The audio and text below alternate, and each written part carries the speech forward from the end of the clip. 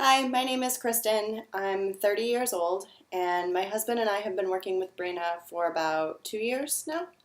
Um, as soon as we started working out with Brina, she suggested we start using a foam roller to stretch and roll out our muscles and any soreness we had after working out. We're also runners, so we've been using a foam roller to roll out any soreness, tightness, knots that we might have after exercising. Um, about 6 months ago, maybe, she suggested we get a hold of a rumble roller because we were really starting to train. He's running a half marathon and I'm running a marathon this spring.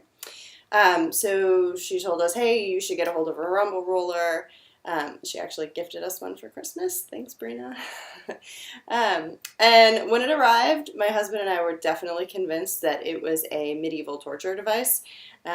It's pretty knobby and it's really dense, much denser than the foam roller we were used to. But she assured us, stick with it, give it a try. Start out slow, use it for a couple minutes each day and then increase your time as you go and as you get used to it and as your muscles, sort of adapt to it. So Brina was right, as usual. After a long run, I just ran 12 miles yesterday. After a long run, I find myself craving it. So especially in my calves where I get really tight around my Achilles tendon.